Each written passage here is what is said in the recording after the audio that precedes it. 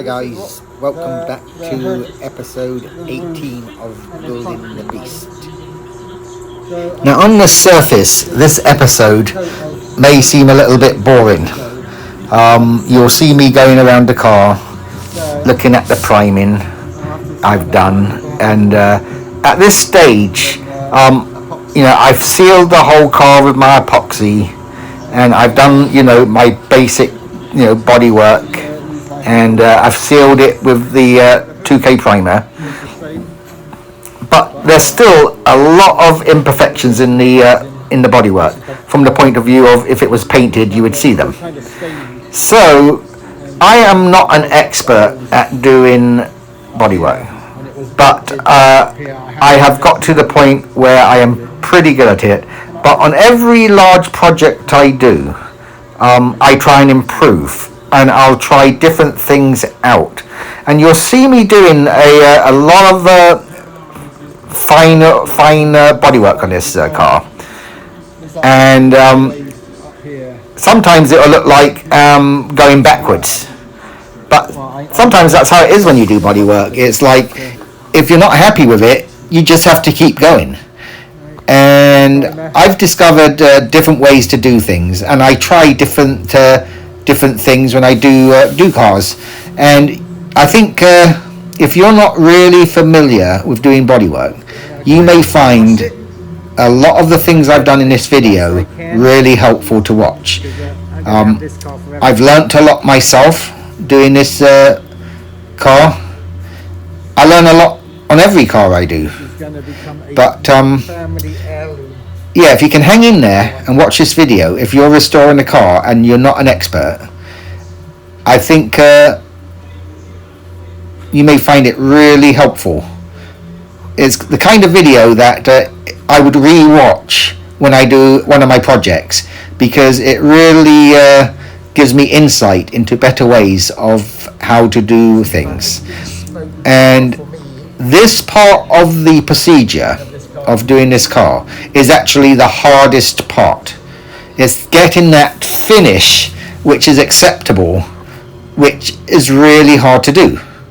You can get it 90% there, but to get it 96% there is is where really the main skill comes in. And on top of everything else, you want to do it in such a way that it lasts for a very long time. So I hope you enjoy this video, and if anybody wants to give me feedback after watching it, that'd be great too. And if I was a lot better at it, I'd probably do it a lot quicker. I think a lot of people will see when I do this, they think, God, that looked like an amazing amount of work. I could have done that a lot quicker. And you probably could have done. But having said that, that might be what makes this video so good, is it kind of shows you things which kind of uncovers ways not to do something, and then correcting it. But anyway, enjoy the video, and let me know what you think. Now, you've heard me say a few times that I'm not trying to build a show car, and that's very true, and that's why I kind of say I'm trying to get it 96% there, because for me 96% is a great daily driver, and to get that extra 4% probably takes about 500% more time, and then you don't want to drive it on the road. So I'm keeping it real, and I kind of know my limitations, and I'm trying to build a car which I'm very happy with, which I can use and not be paranoid about taking out and using as a daily driver. So I know this has been quite a long intro, and I'm walking around the car and I'm looking at everything, because I'm really digesting at this point the work I need to do and assessing it all. And in a minute or so, you'll see me actually start the final bodywork. Anyway, sorry that it's a little bit long-winded, And thanks for everybody who's been watching my videos. And it's just unbelievable that I've nearly got to 1,000 subscribers since I started this channel 14 weeks ago. So thanks ever so much. And I hope to actually improve the type of videos I do, because you'll see I'm kind of talking to myself quite a lot in these videos. It's because I never really intended for them to be watched by anybody except myself when I look back at them and remind myself the better ways of doing things, the things I did wrong and the things I did right. Anyway guys, you hang in there and watch it, and hope you like it. Slide sections there.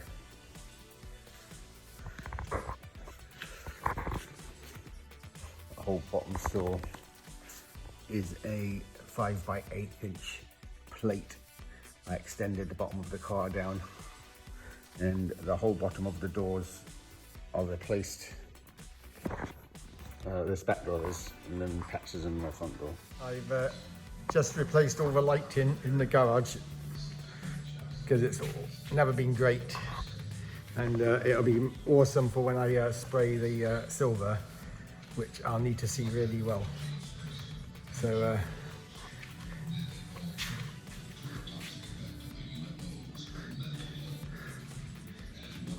now I got perfect lighting,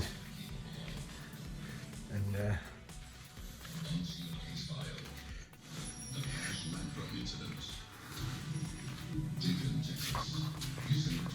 I've almost finished sanding down the trunk, although I want to do it some more.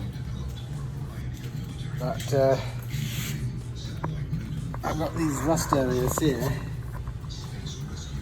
and I've actually got a little hole there, and I've got some tiny little holes in here, and I'm almost tempted to rust treat those and fill them, because they'll probably last me 5 years or something.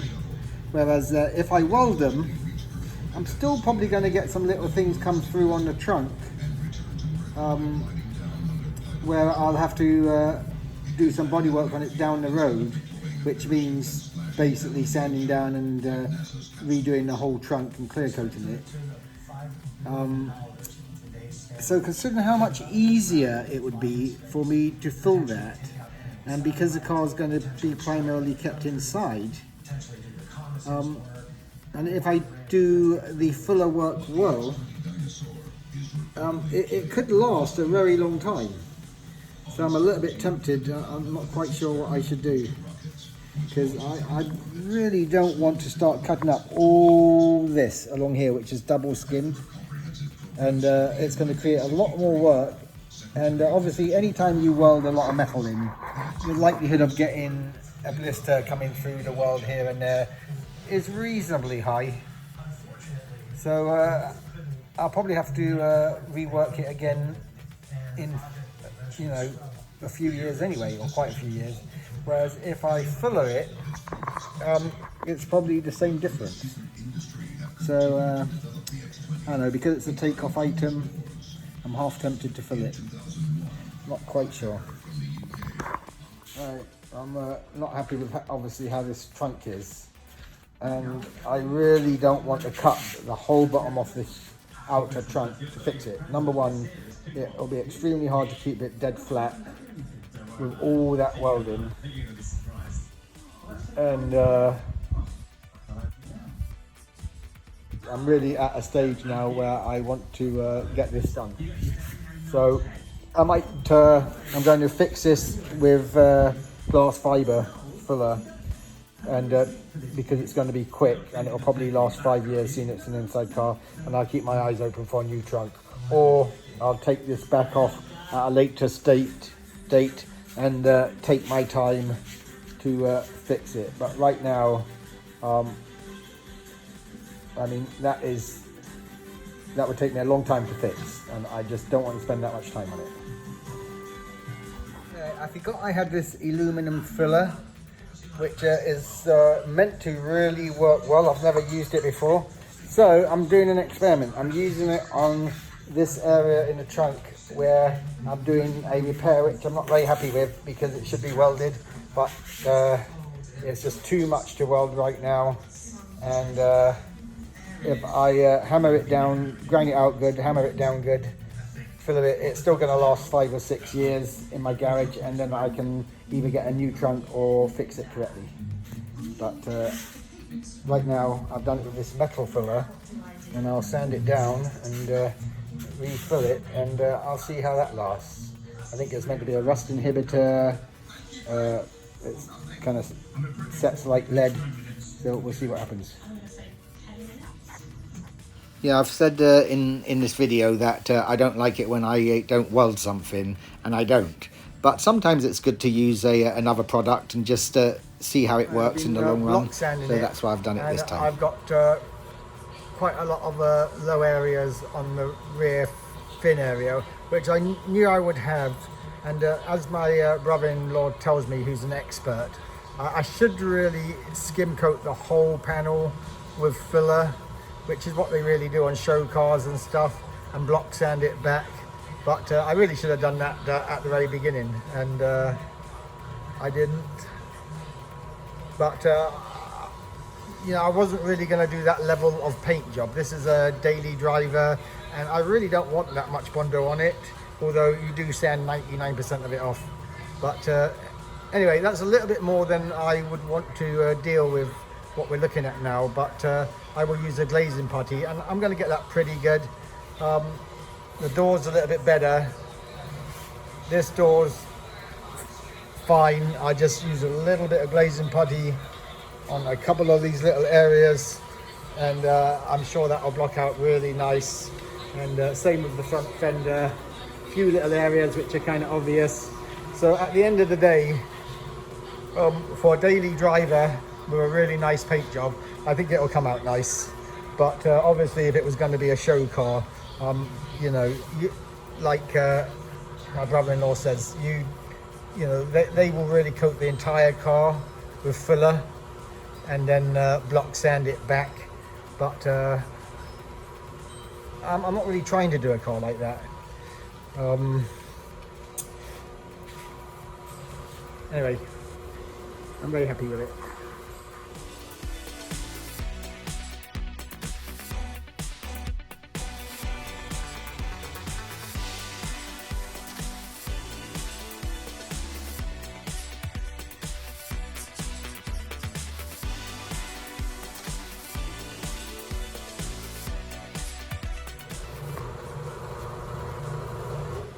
So, yeah, most of the car is pretty close.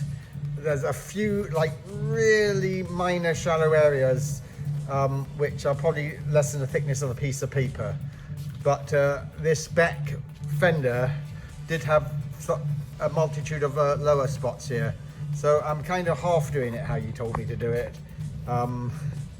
Skimming a large area rather than trying to do multiple smaller areas. So hopefully I get it pretty good. But the other side of the car is actually a lot better. I haven't started sanding it down yet, but I know there's not that many imperfections on this side. I mean, I did block sand it initially before I primed it, but I knew I'd left some areas which I would do when it was primed, which would be easier to see. So I think it'll turn out pretty good.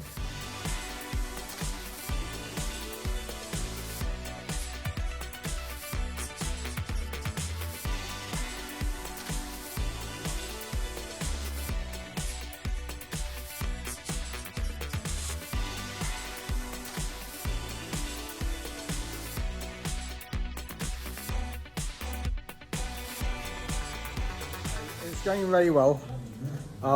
So the fender and the door are more or less done. I got a couple of little areas where I have to put a little bit of glazing putty and resand, but I'm thinking that's pretty damn straight now. Car's going to look awesome. So the next step will be to put some epoxy in the gun, just hit a couple of these areas where I've gone through to the epoxy, and then few hours later, go over the whole car with a 2K primer. And so I've still got to do the glazing putty on this door. And as you can see, all the dark areas are the areas that need glazing putty. So what I'll do is I'll scuff this with my fingers with some 180 just in these areas, and clean it, blow the dust out of it, clean it with degreaser, and then I'll go around and put my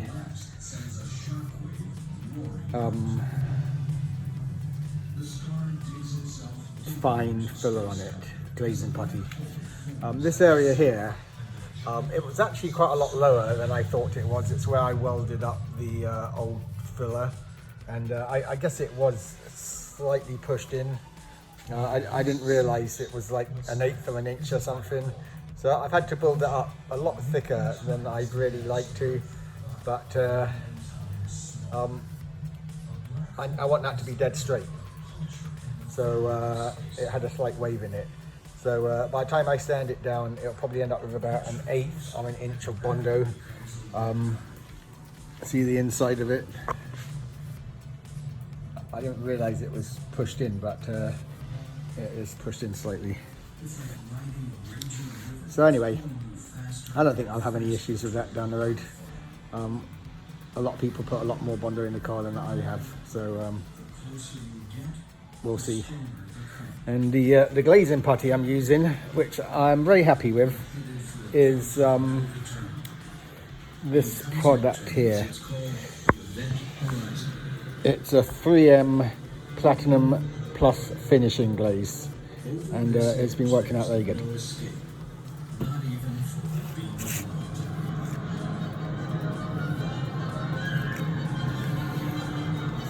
And I'm doing my build up on that dent with the Evercoat Rage Ultra, and that seems to be working fairly well too.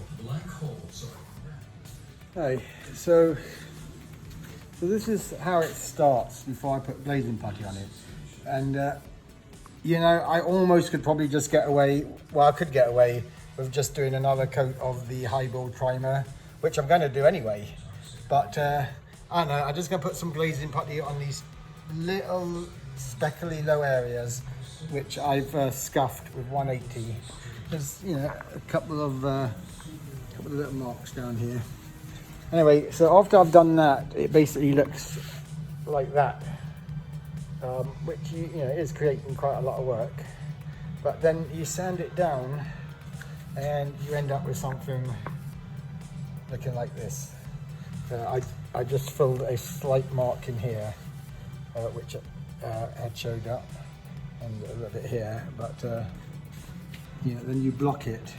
So this is blocked with 180, so I'm going to go back and block it with 320, and then I'll go over it with high build primer, and once I've done the other side and the roof and the hood, and hopefully I have a base which is really nice to do a really nice paint job. Obviously the paint job is dependent on how good your bodywork is. So 99% of the work, or 95% of the work, is the bodywork, and 5% is actually the paint job. I've got the back section ready to scuff, and obviously I got to sand down that major Bondo, filler at the top. In the past I've always been a little bit apprehensive about the final bodywork, because obviously it's easy to create more problems than you're resolving, but I'm actually pleasantly surprised. It's actually going a lot better than I anticipated, and I think it's partly the quality of the products, and being able to afford to do it right, and it's blocking out very nicely. And I know after the next going over with the primer, it's going to be really Good. And then I'll just block the primer ready for paint. So this side should be finished today. Another couple of hours on it, and then I'll work on the other side. So it's Wednesday, so hopefully next Monday I'll be able to re-prime it and have it block sanded, ready to paint by the end of the week. I've got a level with a lot of sandpaper on it to go down my fin to make sure I get it dead straight. Dad!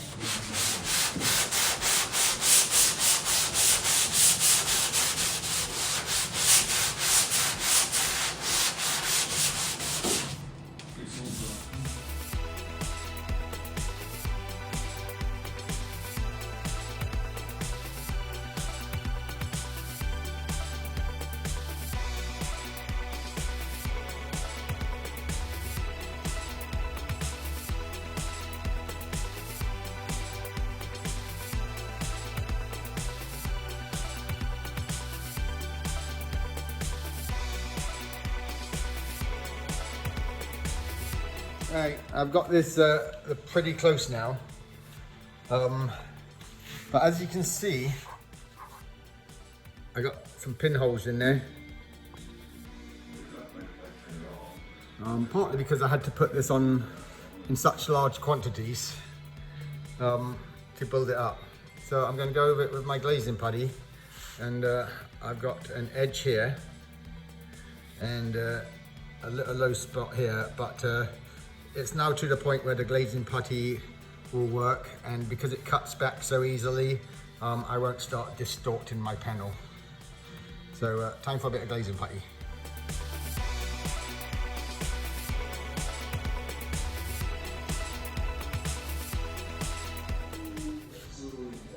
Hey, for my own future reference, it seems that one of the things I've discovered, that if I try and block sand, so say I do a final scratch and I do it with a really thin coat of glazing putty. If I try and sand that with 320, it just doesn't sand correctly. It seems like in order to actually block sand something flat, I shouldn't go finer than 180, and then once it's flat, then I start going finer.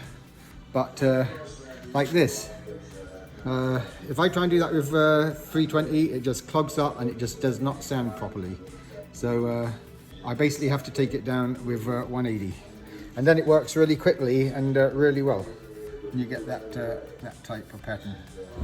I kind of make this video for my own benefit for down the road when I'm doing things, but this side's literally almost done. I got a tiny bit of glaze putty to put in there, and a tiny bit to put in here and here. But you close your eyes and you run your hand down that panel, it feels perfect. So very happy with that. So this side's just about there, and then I'll scuff it with 320 or something and prime it. Okay, this side's block sanded, ready for primer. I'm going to work on the other side now. It's I know it's almost perfect. I'm very happy with it. It's very good.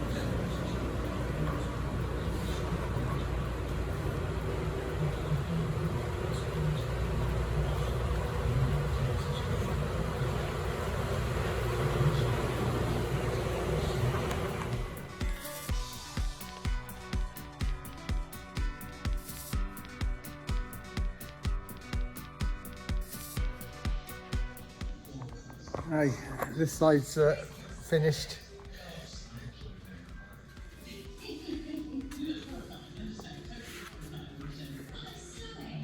And started on this side, come along nicely.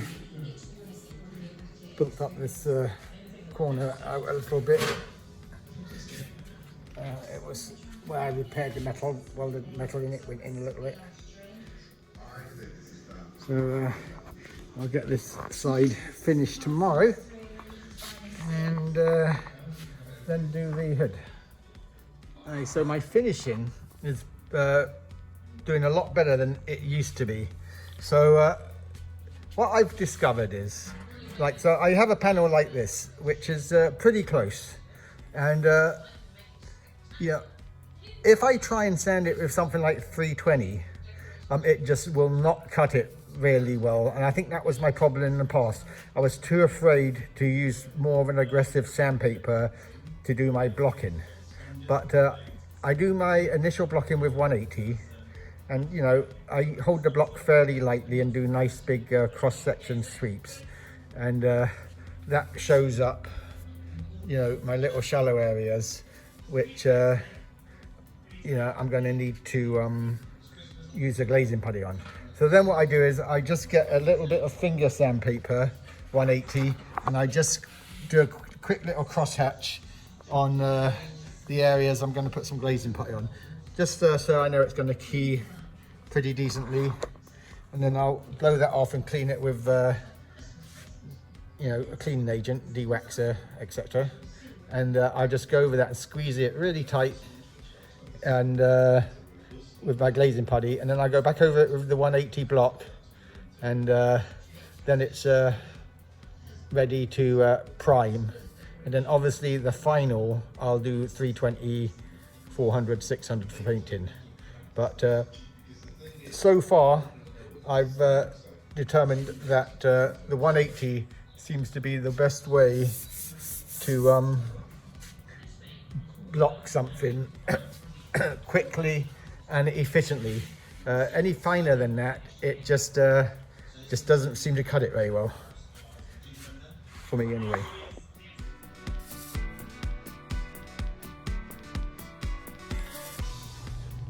So this is the passenger side front door, and I've just given it a, you know, reasonably aggressive block sand with 180. You can see where I welded up the body holes. You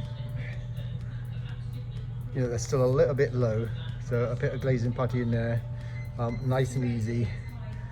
All up here.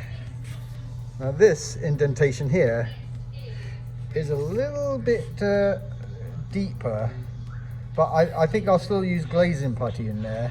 And then this one here, yeah, it's hard to say if I should use glazing putty or actually put a bit of filler in there, because that's obviously a bit low. But I don't know, I think I'll still go with glazing putty, because that's probably still less than a 30 tooth in thickness. So I'll probably just do a couple of layers of glazing putty there. If I do filler, it'd be a little bit, I would have to do a little bit of aggressive sanding to get the filler back down, and that could create further problems around here. So I believe it's still shallow enough to do the glazing putty. So I'll soon have that door dead straight.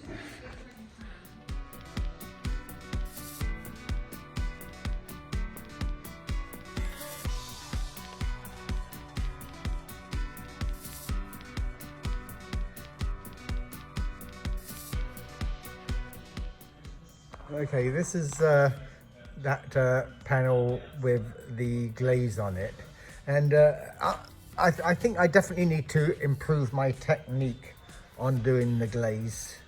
I don't know if I should work from the bottom of the panel and do it in the same direction all the way up, but sometimes when you do that you create lines in it. So sometimes I'll do it in both directions just to make sure it gets all in the crevices. But as you can see, it seems like I have covered all the low areas, which is the main thing. And I'll initially use the 180 to gently take that off. And I think I've been getting good results, but I still think I need to improve my technique of putting the glaze on. I'll have to see how it looks. Right, one thing I'd like to point out is, you know, when you're doing bodywork, there's going to be mistakes made. And the thing is, do not compound your mistakes. Meaning that if you realize you're making a mistake, stop and go back. So I just mixed up a nice bunch of glaze, actually quite a lot of it, knowing that the patches were quite big here. And came over to put it on the door and realized I hadn't scuffed the areas with my fingers with some 180 to help the glaze key to these big patches, and then blown it out and degreased it. I almost caught myself thinking, well, it's going to key to it anyway, but that's not a good way to go. It's keep your system that you've decided is the right one and stick by it. So I actually put a bit more glaze on this door, won't do it any harm, and means that it'll probably won't have any imperfections after I've sanded it down. So anyway, I'm going to go ahead and key that in with a little bit of sandpaper. What I mean by that is I'll take a little bit of sandpaper like this, and I'll just score this lightly in the middle, because when I blocked it, the whole reason I can see it is because the block didn't hit here. So I'll key all these areas, yeah, just kind of like that, so my glaze will stick to it. I don't even really know why I make these videos so far, but you know, all my kids are big into cars, and down the road, when they're doing bodywork and stuff on their cars, they can look back through all these videos, and maybe it'll give them clues of ways to do it. Although, you know, obviously they see how I do it because they're here, but yeah, I don't even remember how I do stuff. Sometimes I'll look back through a video and I think, oh, that's how I did it. And you know, I don't really do cars enough to be totally fluid with it, so I often research every time I do a project, because I might only do like one big project a year. So this particular car, I'm into the 10th month of working on it, and over 1,400 hours. But this is my pièce de résistance. This is my bespoke car, which I've been dreaming about for a long time. So this will be in the family forever, and I want to make it just really awesome. So I put a lot of work into it.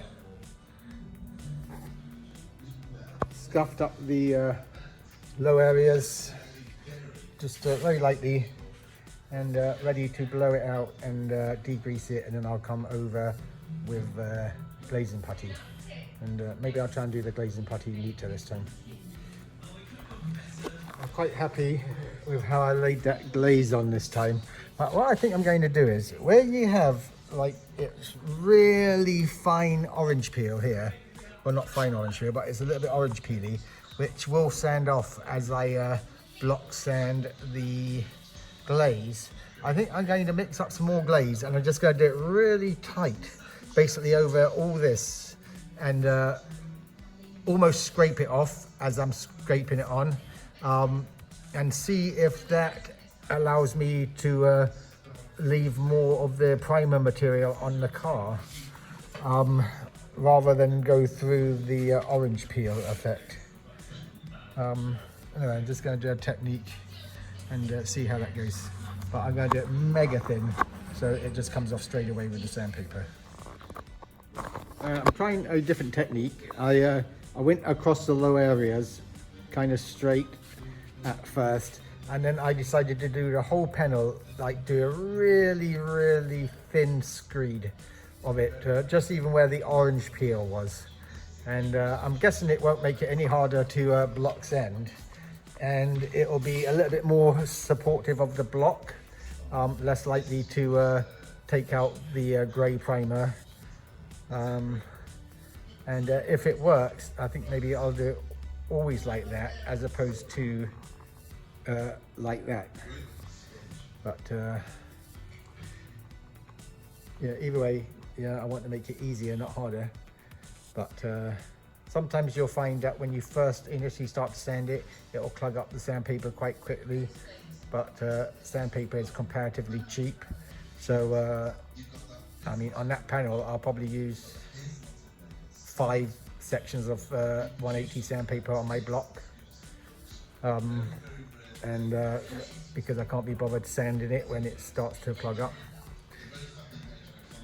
Anyway, I'll let that dry nicely, and I'm going to start block sanding the fender, front fender. After the first round of block sanding, after the glazing putty, you don't want to go too far. So, you know, as you can see, most of it's feathered edged off quite nicely.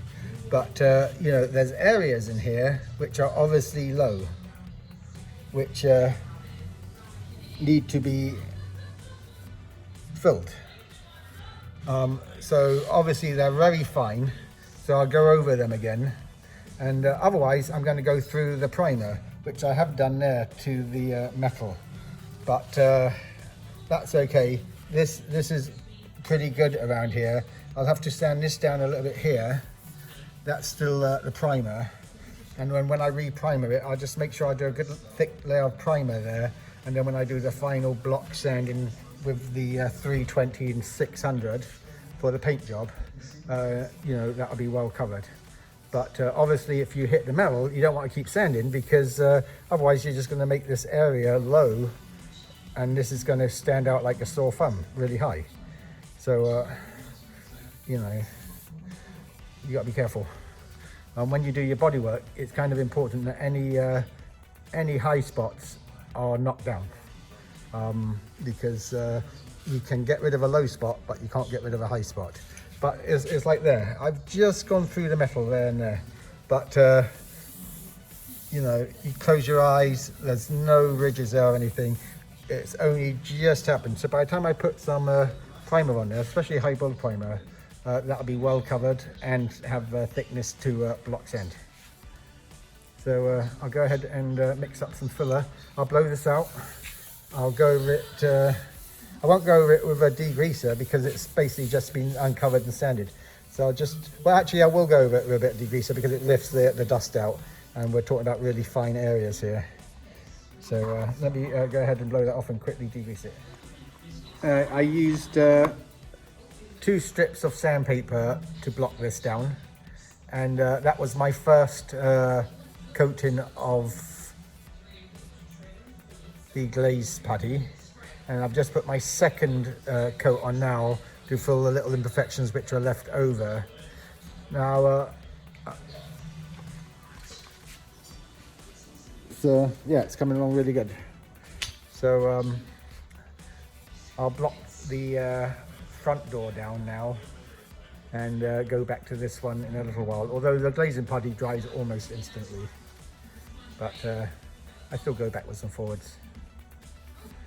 So I should have this side done today. This is the passenger door, which I basically I did the areas which appeared low, but then I screed the whole door with glaze putty really thin, so that I wouldn't have to go so deep into the primer, and it worked really well. Now this area here, which I was like teetering on the thought of using filler because I thought it was a little bit deep, came up really good. A couple of low patches which I have to go over with my second coat of glaze putty, just in these tiny little areas, and this will be really good.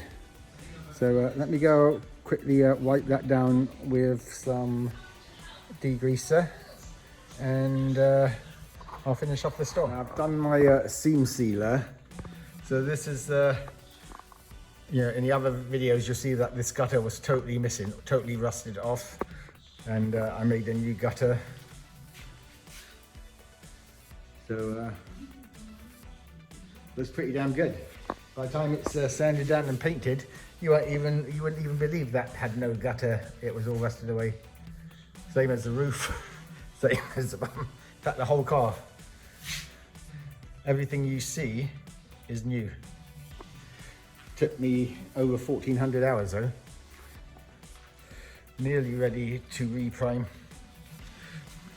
I've been seam sealing. Also had to make some brackets.